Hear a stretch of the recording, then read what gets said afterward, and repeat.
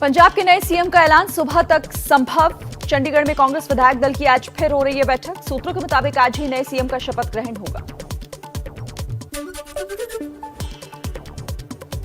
पंजाब को लेकर दिल्ली में राहुल गांधी के घर देर रात तक हुआ मंथन। बैठक में केसी वेणुगोपाल और अंबिका सोनी मौजूद रहीं। पंजाब में नए सीएम पर फंसा है पेच। पंजाब में नए सीएम के लिए सुनील जाखड़ के नाम पर कई विधायकों ने ऐतराज जताया। चंडीगढ़ में सुबह 11 बजे होने वाली कांग्रेस विधायक दल की बैठक पर अब सबकी निगाहें टिकी। कल की विधायक दल की बैठक के बाद बोले पंजाब कांग्रेस प्रभारी हरीश रावत, नए सीएम का फैसला सोनिया गांधी करेंगी। पार्टी अध्यक्ष का फैसला सभी को मंजूर होगा। पंजाब के सीएम पद से इस्तीफा देकर बोले कैप्टन अमरिंदर सिंह, बार बार विधायकों की बैठक बुलाना साफ था कि पार्टी हाईकमान को मुझ पर भरोसा नहीं, मेरा अपमान हुआ। कैप्टन अमरिंदर सिंह का खुला ऐलान, सीएम के चेहरे के तौर पर सिद्धू मंजूर नहीं। कहा सिद्धू एक बड़ी त्रासदी हैं, वो एक मंत्रालय नहीं चला पाए तो सरकार क्या चलाएंगे।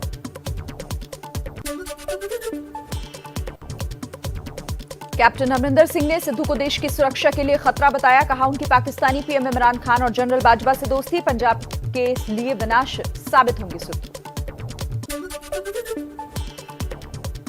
कैप्टन अमरिंदर सिंह ने कहा पार्टी को जिस पर भरोसा हो उसे सीएम बनाएं। भविष्य की राजनीति का विकल्प कभी बंद नहीं होता, अपने लोगों से बात करके फैसला करूंगी। कल की कांग्रेस विधायक दल की बैठक में प्रस्ताव पास हुआ कि पार्टी अध्यक्ष सोनिया गांधी पंजाब के नए सीएम के नाम पर फैसला करेंगी। कैप्टन विरोधी विधायकों ने सोनिया को चिट्ठी लिखकर बैठक बुलाने की मांग की थी। सूत्रों के मुताबिक पंजाब के 60 कांग्रेस विधायकों ने कैप्टन के खिलाफ सोनिया को चिट्ठी लिखी थी। आम आदमी पार्टी में जाने की धमकी दी थी, जिसके बाद सोनिया गांधी ने अमरिंदर को हटाने का फैसला किया। अमरिंदर के सीएम पद से इस्तीफे के बाद उनके मीडिया सलाहकार रवीन ठुकराल ने भी इस्तीफा दिया। ट्वीट कर बताया लेकिन एक दोस्त के रूप में कैप्टन के साथ काम करता रहूंगा। राखी सावंत ने आम आदमी पार्टी के नेता राघव चड्ढा के सिद्धू से अपनी तुलना वाले बयान की निंदा की, गुस्सा जाहिर किया। एबीपी न्यूज से कहा सालों के संघर्ष के बाद मैंने अपना एक मुकाम बनाया। राघव अपने बयान के लिए माफी मांगी। कैप्टन विरोधी कांग्रेस विधायक राजकुमार वेरका ने एबीपी न्यूज से कहा कांग्रेस के अंदर नई सुबह का आगाज। कैप्टन भले ही अपमानित महसूस कर रहे हैं, लेकिन कांग्रेस में ही रहेंगे और नेतृत्वकारी भूमिका निभाएंगे। अकाली दल ने साधा कांग्रेस पर निशाना। कहा कैप्टन के इस्तीफे ने बता दिया कि पंजाब में कांग्रेस फेल रही है। सिर्फ गार्ड बदलने से कांग्रेस अपने डूबते जहाज को बचा नहीं पाएगी। कैप्टन के इस्तीफे पर आम आदमी पार्टी नेता राघव चड्ढा बोले कांग्रेस की लड़ाई में जनता का नुकसान, ये सत्ता और कुर्सी की लड़ाई है। कांग्रेस और उनके नेताओं को पंजाब से कोई मतलब नहीं है। कांग्रेस नेता कीर्ति आजाद ने कैप्टन अमरिंदर सिंह का समर्थन किया। कहा वो एक बड़े नेता हैं, उन्हें सीएम पद से हटाना बड़ा नुकसान। एमपी के गृह मंत्री नरोत्तम मिश्रा का सिद्धू पर निशाना। अमरिंदर के बयान का हवाला देते हुए कहा सिद्धू सीएम बनेंगे तो देश की सुरक्षा को खतरा है। सिद्धू को लेकर सोनिया से भी जवाब देने की मांग की है। पंजाब में अमरिंदर के सीएम पद से इस्तीफे पर एनसी के उमर अब्दुल्ला ने भी तंज किया। कहा कांग्रेस नेता आपस में ही लड़ने में व्यस्त हैं तो बीजेपी से भला कैसे लड़ेंगे। यूपी में चुनाव से पहले 4.5 साल के कामकाज का ब्यौरा पेश करेगी योगी सरकार। सीएम योगी सुबह 10:30 बजे रिपोर्ट कार्ड जारी करेंगे तो दोपहर 1 बजे मंत्रियों की जिलों में प्रेस कॉन्फ्रेंस होगी।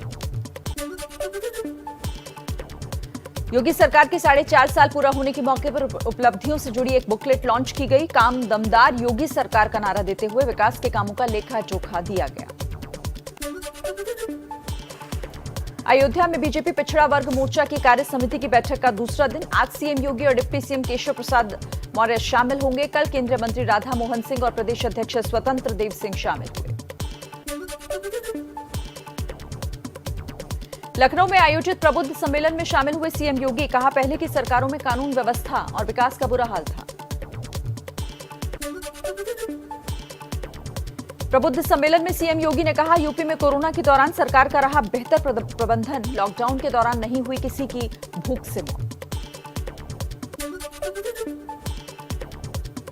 अखिलेश ने कोरोना को लेकर योगी सरकार पर किया था हमला। कहा था कोरोना काल में सब कारोबार बंद हुए, ऑक्सीजन के अभाव में हजारों जानें गई।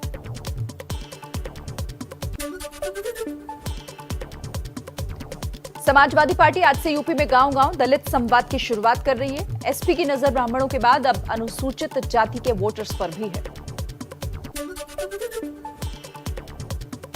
यूपी में विधानसभा चुनाव के लिए जनता की राय से अपना घोषणा पत्र तैयार करेगी कांग्रेस। प्रियंका गांधी का फैसला, जनता से बात कर उनसे जुड़े मुद्दों को घोषणा पत्र में शामिल किया जाएगा। कांग्रेस महासचिव प्रियंका गांधी का योगी सरकार पर निशाना। ट्वीट में लिखा, योगी सरकार के दावों के ठीक उलट यूपी में अपराध राज चरम पर।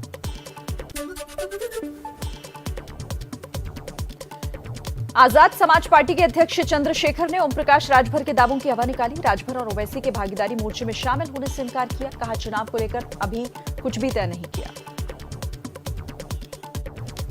चलिए कुछ और सियासी खबरें आप तक पहुंचाएं तेज रफ्तार में। भवानीपुर विधानसभा उपचुनाव से पहले पूर्व केंद्रीय मंत्री बाबुल सुप्रियो का बीजेपी को झटका। टीएमसी में शामिल हुए अभिषेक बैनर्जी ने पार्टी की सदस्यता दिलवाई। टीएमसी में शामिल होने के बाद बोले बाबुल सुप्रियो, मैं बदले की नहीं अवसर की राजनीति कर रहा हूं। भावनाओं में आकर राजनीति छोड़ने की बात कही थी। टीएमसी में आने पर गर्व है। बाबुल सुप्रियो को टीएमसी में शामिल कराने के बाद अभिषेक बैनर्जी बोले, ये तो सिर्फ शुरुआत है। बीजेपी के कई असंतुष्ट नेताओं की टीएमसी नेतृत्व से बातचीत जारी। बीजेपी बलून की तरह है, उसके पास कोई सोच नहीं।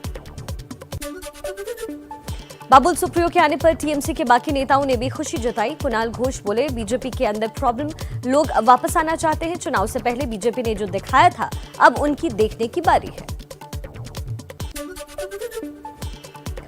बीजेपी छोड़ टीएमसी में गए बाबुल सुप्रियो पर बीजेपी प्रवक्ता जफर इस्लाम का बयान। कहा, बाबुल मामूली गवैये से ज्यादा कुछ भी नहीं थे।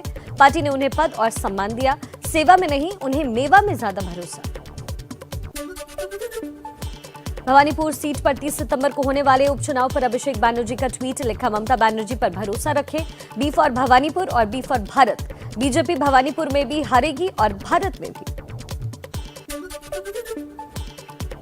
मिशन उत्तराखंड के तहत दिल्ली के सीएम अरविंद केजरीवाल आज फिर उत्तराखंड का दौरा करेंगे। दोपहर 1 बजे हल्द्वानी में प्रेस कॉन्फ्रेंस होगी। उसके बाद रोड शो में शामिल होंगे केजरीवाल। उत्तराखंड दौरे से पहले केजरीवाल ने ट्वीट कर कहा, उत्तराखंड का युवा रोजगार के अभाव में पलायन करने को मजबूर। उन्हें उत्तराखंड में ही मिलना चाहिए रोजगार। ऐसे युवाओं से मैं बातचीत करूंगा।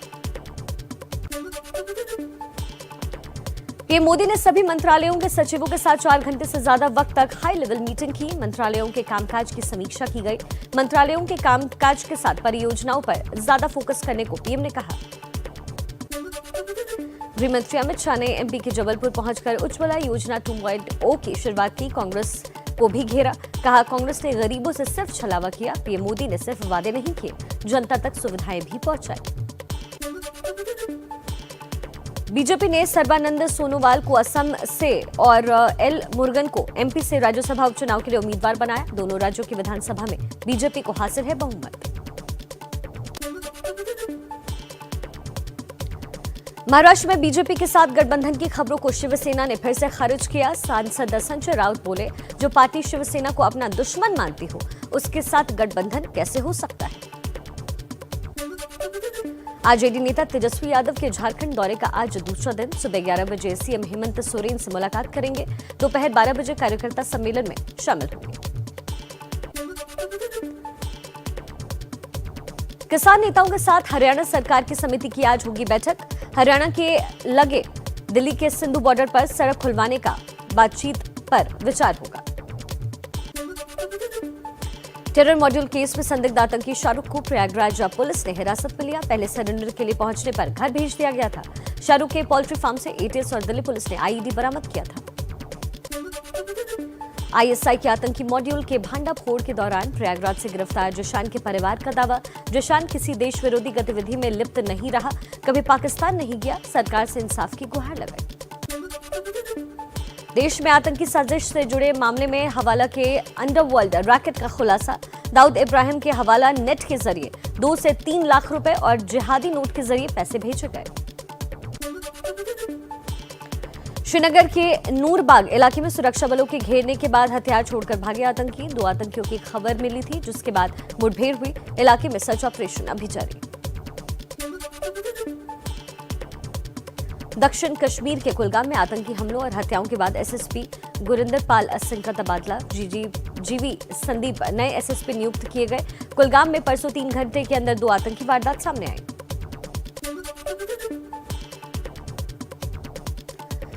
जम्मू कश्मीर के डीजीपी दिलबाग सिंह ने कहा, ऑपरेशन ऑल आउट ने आतंकी कमर तोड़ी। इसी के बौखलाए आतंकी निहत्थे पुलिस वालों को निशाना बना रहे हैं। कुपवाड़ा में शहीद इंस्पेक्टर के घर जाकर श्रद्धांजलि भी दी। देश में पिछले 24 घंटे में कोरोना के 35,662 नए केसेस मिले। 281 संक्रमित लोगों की मौत भी हुई। कुल एक्टिव केसेस अब 3,40,639 हुए। देश में बाकी राज्यों के मुकाबले अब भी केरल में सबसे ज्यादा कोरोना के नए केस। केरल में पिछले 24 घंटे में 23,260 नए मामलों की पुष्टि हुई। 131 लोगों की मौत भी हुई। कोवैक्सीन पर 5 अक्टूबर को डब्ल्यूएचओ की अहम बैठक होगी। इमरजेंसी इस्तेमाल की लिस्ट में शामिल करने पर हो सकता है फैसला। विशेषज्ञों के मुताबिक भारत में अभी कोरोना वैक्सीन की बूस्टर डोज देने की कोई जरूरत नहीं। कई वैज्ञानिकों ने कहा, प्राथमिकता ये हो कि अधिकतर लोगों को जल्द से जल्द टीके की कम से कम 1 डोज लग जाए। देश में कोरोना के हालात और वैक्सीनेशन पर केंद्रीय कैबिनेट सचिव ने राज्यों के साथ वर्चुअली हाई लेवल बैठक की है। दवाओं के हर इंतजाम के निर्देश दिए गए। डेंगू पर भी चर्चा की गई। पीएम मोदी ने गोवा के स्वास्थ्य कर्मियों से किया संवाद। कहा, वैक्सीनेशन में जो भारत ने किया वो कोई बड़ा देश नहीं कर पाया। जन्मदिन मेरे लिए खास बन गया। भावुक कर देने वाला ये दिन मुझे हमेशा याद रहेगा। वैक्सीनेशन के रिकॉर्ड को लेकर कांग्रेस के सवालों पर पीएम मोदी का निशाना। कहा, टीकाकरण के रिकॉर्ड से एक राजनीतिक दल को बुखार आया, इसका क्या लॉजिक है। राहुल गांधी ने देश में रिकॉर्ड वैक्सीनेशन पर कहा, और दिन भी 2 करोड़ वैक्सीनेशन होने का इंतजार। चिदम्बरम बोले, ऐसे वैक्सीनेशन के लिए रोज पीएम का जन्मदिन मनाया जाए। मुंबई के गणपति पंडालों में कोरोना के खतरे से बचने के लिए ज्यादा से ज्यादा टीके का संदेश। 7 रास्ता इलाके में पंचमुखी गणपति की मूर्ति के साथ पंडाल को वैक्सीनेशन सेंटर का रूप दिया गया। एमपी के बड़वानी में वैक्सीनेशन को लेकर प्रशासन पर बड़ा आरोप। टीका नहीं लगवाने वाले परिवार के कई सदस्यों के राशन कार्ड जब्त किए गए। बिजली और नल कनेक्शन भी काटे गए। विवाद होने पर एसडीएम सफाई और जांच की बात करते नजर आए।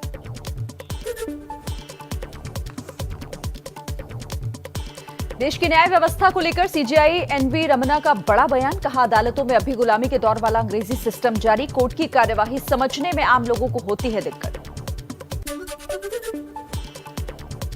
एमपी के राजगढ़ में भारी बारिश के बाद मोहनपुरा बांध के 8 गेट खोले गए। बांध से छूटे पानी ने कई गांवों का बुरा हाल किया। शहर की दुकानों तक भी पानी पहुंचा।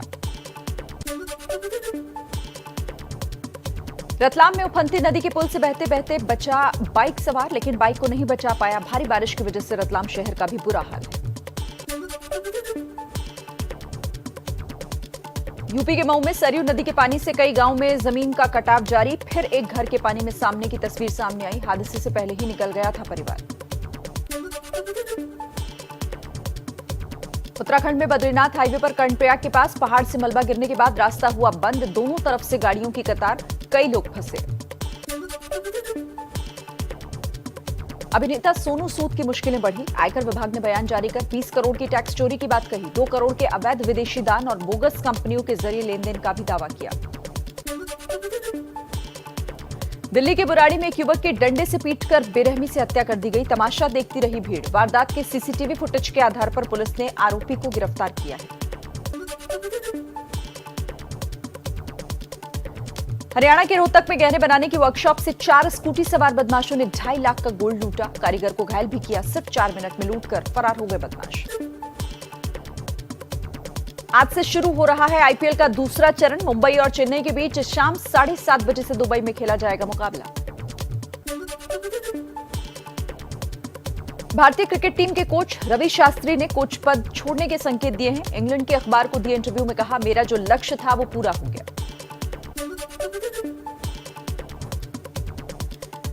न्यूजीलैंड के बाद इंग्लैंड भी आज ले सकता है पाकिस्तान के प्रस्तावित दौरे पर फैसला। 2 T20 मैचों की सीरीज के लिए इंग्लैंड को करना है पाकिस्तान का दौरा।